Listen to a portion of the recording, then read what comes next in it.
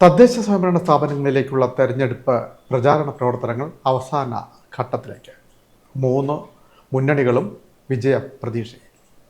തദ്ദേശ സ്വയംഭരണ തിരഞ്ഞെടുപ്പിന് ഇനി 3 നാൾ മാത്രം. ഡിസംബർ 9-നാണ് ആലപ്പുഴ ജില്ലയിലെ വോട്ടെടുപ്പ്. വീടുകൾ കയറിയിറങ്ങിയും പോസ്റ്റർ യുദ്ധം പൊടിപൊടിച്ചും രാഷ്ട്രീയ പാർട്ടികൾ പ്രചരണ തന്ത്രങ്ങൾ മൂർധന്യതയിൽ എത്തിച്ചു കഴിഞ്ഞു.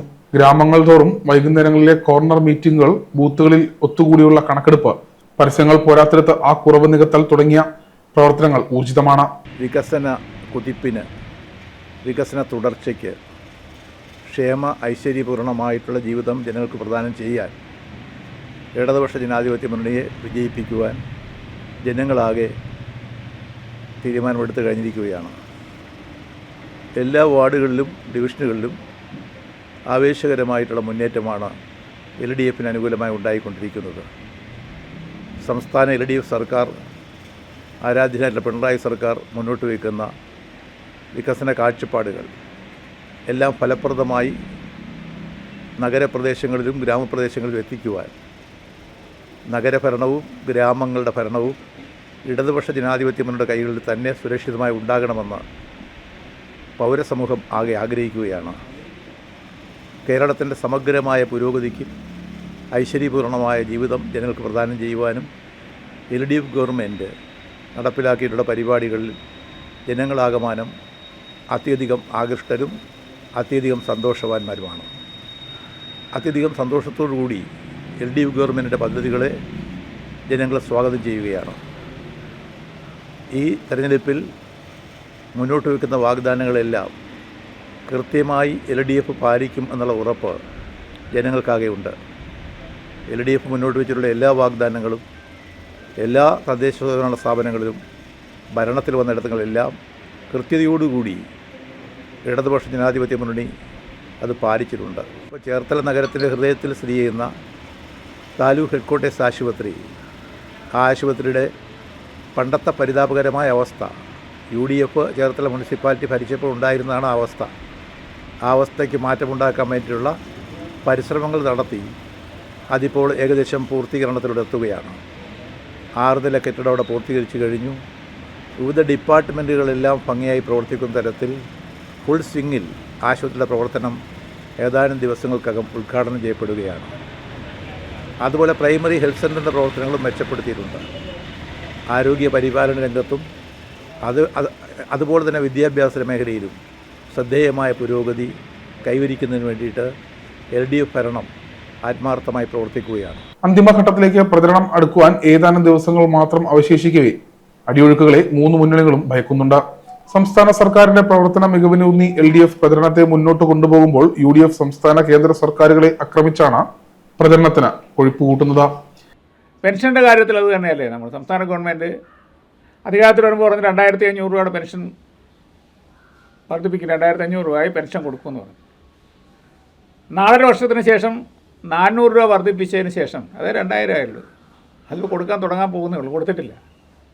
അത് ഇലക്ഷൻ വാഗ്ദാനം പോലെ ഇലക്ഷന് വേണ്ടിയിട്ടൊരു വോട്ട് കിട്ടാൻ വേണ്ടിയുള്ള തന്ത്രമായിട്ടാണ് ആ കാര്യത്തിൽ കിടക്കുന്നത്. അല്ലെങ്കിൽ 2500 രൂപ വർദ്ധിപ്പിക്കും, പെൻഷൻ 2500 രൂപ വർദ്ധിക്കും, ക്ഷേമ പെൻഷൻ 2500 രൂപ വർദ്ധിപ്പിക്കുമെന്ന് പറയുമ്പോൾ സ്വാഭാവികമായും അത് ഒരു കുറഞ്ഞത് 100 ദിവസത്തിനാണ് കൊടുക്കേണ്ടത്. അല്ലെങ്കിൽ സർക്കാർ 1 വർഷം പൂർത്തിയാകുമ്പോഴെങ്കിലും കൊടുക്കേണ്ടതല്ലേ. ഈ 4 വർഷത്തിന് ശേഷം ഇനി എത്ര നാളത്തേക്ക് ഇത് കൊടുക്കാൻ പോകുന്നത്? കുറച്ച് ക്ഷേമ പെൻഷനുകൾ വെറുതെ പ്രഖ്യാപിക്കുന്ന മാത്രം, പ്രഖ്യാപിച്ചാൽ അടുത്ത ഗവൺമെൻറ് വരുമ്പോൾ, അടുത്ത UDF ഗവൺമെൻറ് വരുമ്പോൾ കൊടുക്കട്ടെ എന്നുള്ളതായിരിക്കും എനിക്ക് തോന്നുന്നത്. അതുവരെ വേണം വോട്ട് പിടിക്കുന്നതിന് വേണ്ടിയൊരു തന്ത്രമായിട്ടാണ് ഐക്യജനാധിപത്യ മുന്നണി ഈ പെൻഷനെ കാണുന്നതാണ്. അല്ലെങ്കിൽ നേരത്തെ ഗവൺമെൻറ്റിന് ജനങ്ങളുടെ പ്രതിബദ്ധത ഉണ്ടായിരുന്നെങ്കിൽ നേരത്തെ തന്നെ ഇത് കൊടുക്കേണ്ടിയിരുന്നതാണ്. അതൊന്നും ചെയ്തിട്ടില്ല. അപ്പോൾ ഈ ഗവൺമെൻറ്റിനെതിരായിട്ട് വിധി എഴുതാനുള്ളൊരു അവസരമായിട്ടാണ് ജനങ്ങൾ ഇതിനെ കാണുന്നത്. ജനങ്ങളെ കബളിപ്പിച്ചു പോയ ഒരു ഗവൺമെൻറ് ഇത്രയേറെ നികുതി വർദ്ധിപ്പിച്ചത് എല്ലാത്തിൻ്റെ കാര്യത്തിൽ, അത് വെള്ളക്കരത്തിൻ്റെ കാര്യത്തിൽ എത്ര രൂപയാണ് വർദ്ധിപ്പിച്ചത്? എത്ര തവണയാണ് ഇലക്ട്രിസിറ്റി ചാർജ് വർദ്ധിപ്പിച്ചത്? ഇലക്ട്രിസിറ്റി ചാർജ് ഇനിയും കൂട്ടാൻ പോകണം, ഓരോ വർഷവും കൂട്ടുമെന്നാണ് പറയുന്നത് ഇലക്ട്രിസിറ്റി ചാർജ്. ബസ് ചാർജ് എത്ര തവണയാണ് വർദ്ധിപ്പിച്ചത്? നികുതി എത്രയാണ് വർദ്ധിപ്പിച്ചത്? എത്ര ശതമാനം നികുതി വർദ്ധിപ്പിച്ചത്? നികുതി മുൻകാല പ്രാബല്യത്തോടുകൂടി നികുതി മേടിക്കുന്ന എവിടെയെങ്കിലും കേട്ടിട്ടുണ്ടോ? ഉമ്മൻചാണ്ടിയുടെ കാലത്ത് നികുതി വർധനവ് വേണ്ടിവരും എന്ന് പറഞ്ഞപ്പോൾ ഗവൺമെൻറ് തന്നെ തീരുമാനിച്ചു, ആളുകൾക്ക് ഇപ്പോൾ പ്രയാസപ്പെടുന്ന നികുതി വർധന വേണ്ടാന്ന് തീരുമാനിച്ചതാണ് ഉമ്മൻചാണ്ടി ഗവൺമെൻറ്.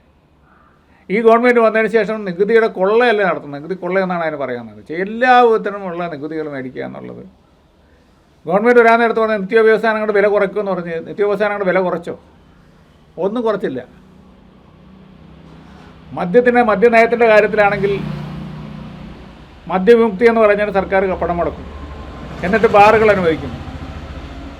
ബാറുകൾ ആവശ്യം പോലെ അനുവദിച്ചിട്ട് മദ്യം ഉപയോഗിക്കരുതെന്ന് പറഞ്ഞിട്ട് അതിനുവേണ്ടി മദ്യവിമുക്തി എന്ന് പറഞ്ഞിട്ട് അതിനുവേണ്ടി കോടിക്കണക്കിന് രൂപ ചിലവാക്കുക. നവകേരളീയ എന്ന് പറഞ്ഞാൽ എത്ര കോടിയാണ് രൂപ ചിലവാക്കിയത്? സർക്കാർ പറഞ്ഞു എല്ലാ പദ്ധതികളും വെട്ടിക്കുറയ്ക്കണം, അല്ലെങ്കിൽ നമ്മൾ മുണ്ട് മുറുക്കിയെടുക്കണം, നമ്മുടെ സാമ്പത്തിക സ്ഥിതി വളരെ കുറവാണെന്ന് പറഞ്ഞു. സാമ്പത്തിക പരിതാപകരമായ അവസ്ഥയിലേക്കാണ് സർക്കാർ പോകുന്നത്. അതിൻ്റെ മുണ്ട് മുറുക്കി കൊടുക്കണമെന്നാണ് പറഞ്ഞത്. അടുത്ത ദിവസം നമ്മൾ പത്രത്തിൽ കാണുകയുണ്ടായി മുഖ്യമന്ത്രിയുടെ വാഹനം മേടിക്കാൻ 1,10,00,000 രൂപ ധനകാര്യ വകുപ്പ് സ്പെഷ്യലായി കൊടുത്തെന്നാണ് പറയുന്നത്. ആൾക്ക് എല്ലാ ക്ഷേമ പെൻഷനുകളും കൊടുക്കാനായിട്ട് കഴിയാത്ത ഒരവസ്ഥയിൽ മുഖ്യമന്ത്രിയുടെ വാഹനം മേടിക്കാനായിട്ട് 1,10,00,000 രൂപ അനുവദിക്കുക എന്ന് പറയുന്നത് സാധാരണക്കാരനോട് അവഹേളിക്കാൻ തുല്യമാണെന്ന് എനിക്ക് തോന്നുന്നത്. BJP നയിക്കുന്ന NDA ആകട്ടെ സംസ്ഥാന സർക്കാരിനെ ഇകഴ്ത്തിയും കേന്ദ്ര സർക്കാരിനെ പുകഴ്ത്തിയുമാണ് പ്രചരണങ്ങളെ ഊർജിതമാക്കുന്നത്. ഈ തെരഞ്ഞെടുപ്പിൽ വലിയ മുന്നേറ്റം ദേശീയ ജനാധിപത്യ സഖ്യം ആലപ്പുഴ ജില്ലയിൽ ഉണ്ടാക്കും. ഗ്രാമപഞ്ചായത്തുകളും അതുപോലെ തന്നെ നഗരസഭ, ബ്ലോക്ക് പഞ്ചായത്ത് ഡിവിഷനുകൾ, ജില്ലാ പഞ്ചായത്ത് ഡിവിഷനുകൾ, ഇവിടെയെല്ലാം വലിയ പ്രതീക്ഷയ്ക്കും അപ്പുറത്തേക്കുള്ള ഒരു മുന്നേറ്റമാണ് കഴിഞ്ഞ ദിവസങ്ങളിൽ ഉണ്ടായിട്ടുള്ള പ്രവർത്തനങ്ങൾ വിലയിരുത്തുമ്പോൾ നമുക്ക് കാണുവാൻ കഴിഞ്ഞിട്ടുള്ളത്. ഇനിയിപ്പോൾ ഏകദേശം ഒരു 3 ദിവസം മാത്രമാണ് ഈ പ്രവർത്തനങ്ങൾക്ക് വേണ്ടിയിട്ടുള്ളത്. ഈ ദിവസങ്ങളിലും ശക്തമായിട്ടുള്ള പ്രവർത്തനങ്ങൾ നടത്തി അനവധി സീറ്റുകൾ, അതുപോലെ തന്നെ തദ്ദേശ സ്വയംഭരണ സ്ഥാപനങ്ങളുടെ ഭരണത്തിലേക്ക് എത്തുവാനുള്ള എല്ലാ സാഹചര്യങ്ങളും അനുകൂലമായിട്ടുള്ള ഒരു രാഷ്ട്രീയ സാഹചര്യം ഇന്ന് ആലപ്പുഴ ജില്ലയിൽ നമുക്ക് കാണുവാൻ കഴിയുന്നുണ്ട്. കഴിഞ്ഞ പ്രാവശ്യത്തെ ആ സംവിധാനം നമുക്കറിയാം, അന്നത്തെ ഒരു സാഹചര്യം. പക്ഷേ ഇന്ന് അതിനുശേഷം വലിയ മാറ്റമാണ് കേരളത്തിലെ രാഷ്ട്രീയ സാഹചര്യത്തിൽ ഉണ്ടായിട്ടുള്ളത്. അതെല്ലാം ഇത്തവണ പ്രത്യേകിച്ച് നമുക്കറിയാം 2024 ലോക്സഭാ തെരഞ്ഞെടുപ്പിൽ വലിയ മുന്നേറ്റം ആലപ്പുഴയിൽ ദേശീയ ജനാധിപത്യ സഖ്യം ഉണ്ടാക്കിയിട്ടുണ്ട്.